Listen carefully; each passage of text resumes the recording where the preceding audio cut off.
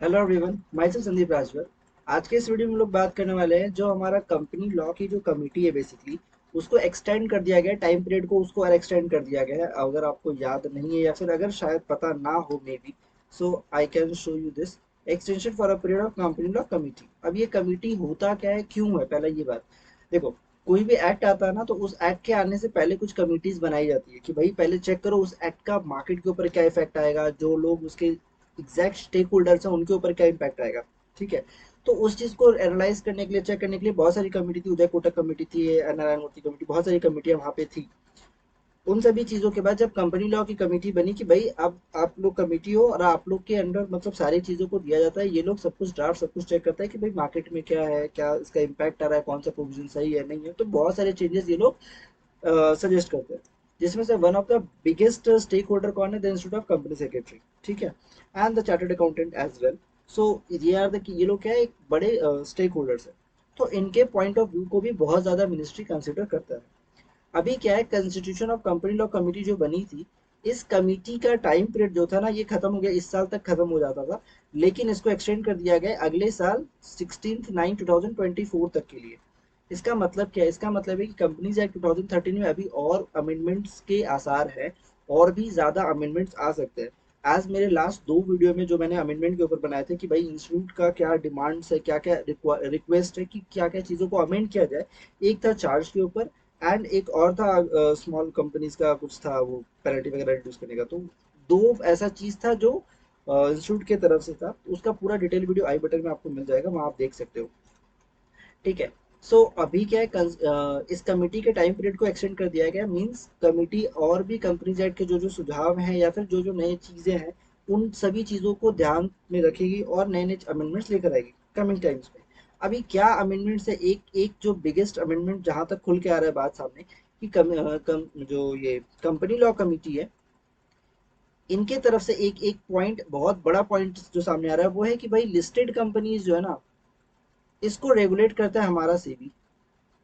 And that's okay, बहुत perfectly regulate करता है, बहुत अच्छा रेगुलेट करता है। जो अनलिस्टेड कंपनीज है,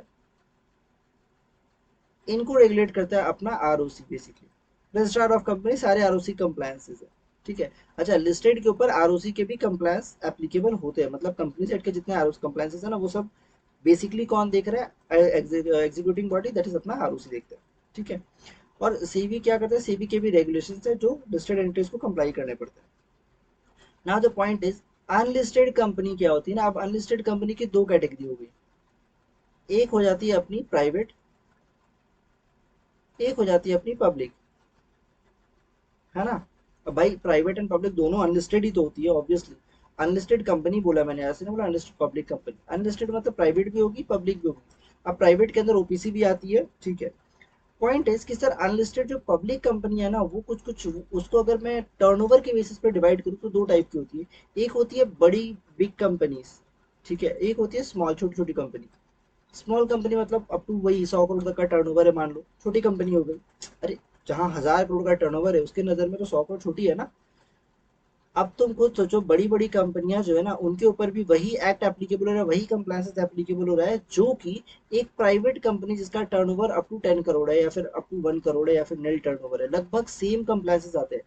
हाँ, मेरे को पता है कि कुछ कुछ चीजें ऐड होती हैं यहाँ पे, बहुत सारा कमेटी वगैरह कंस्टिट्यूट करना पड़ता है, but the point is act तो सेम रहता है, रेगुलेटर सेम रहता है, चीजें लगभग सेम रहती है। ऑफ कोर्स टर्नओवर बढ़ने के बाद आपका सीएसआर आ जाता है, अलग अलग एनआरसी कमेटी, ऑडिट कमेटी, ज्यादा डिस्क्लोजर हो जाता है, बहुत कुछ एड ऑन होता है। जैसे जैसे आपका बढ़ेगा सेक्रेटल ऑडिट, बहुत कुछ कॉस्ट ऑडिट, बहुत कुछ ऐड होता है। But the point is, regulate कौन कर रहा है, वही रेगुलेट कर रहा है जो एक, जो हमारा छोटी कंपनी भी रेगुलेट कर रहा है, वही देख रहा है जो बड़ी को भी देख रहा है। इस चीज को ध्यान में रखते हुए भाई कमेटी ने ये सुझाव दिया है कि एक काम करना चाहिए, जो बड़ी कंपनियां हैं, अब वो बड़ी कंपनियां कैसे डिसाइड करेंगे, हो सकता है नेटवर्क के बेसिस में डिसाइड करे, या टर्नओवर के बेसिस में डिसाइड करे, या शायद पेड अप कैपिटल के बेसिस में डिसाइड करे।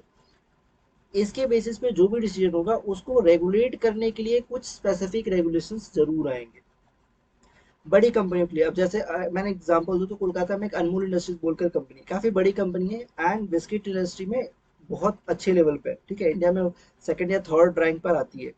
ठीक है, इंडिया लेवल पे।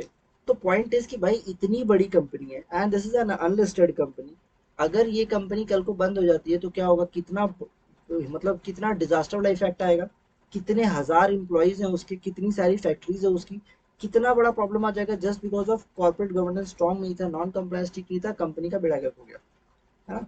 तो इस चीज को देखने का काम जिम्मेदारी किसका बनता है, गवर्नमेंट का बनता है।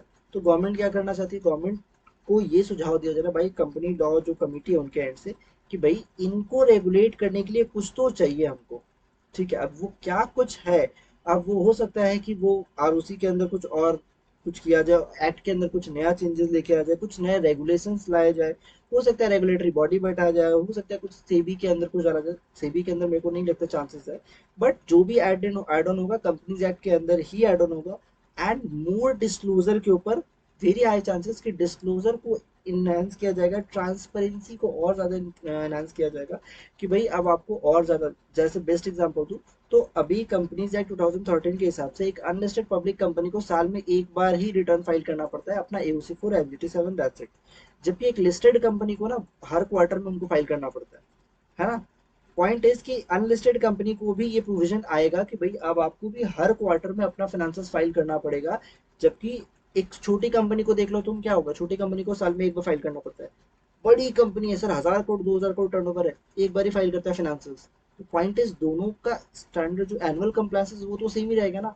तो अनलिस्टेड बड़ी कंपनियां जो है उनके ऊपर कुछ कुछ चीजें और स्ट्रिक्ट की जाएगी, जैसे सेक्रेटरी ऑडिट को शायद कुछ और चीजें, फिर उसके लिमिट को इंक्रीज किया जाए, फिर डिक्रीज किया जाए, जो भी है। ऑडिट और नहीं होने वाला, इतना ही ऑडिट काफी है फिलहाल। फाइनेंशियल रिपोर्टिंग और ज्यादा बढ़ने वाली है, डिस्क्लोजर ज्यादा बढ़ने वाले हैं, सर्टिफिकेशन शायद और ज्यादा बढ़ेगा।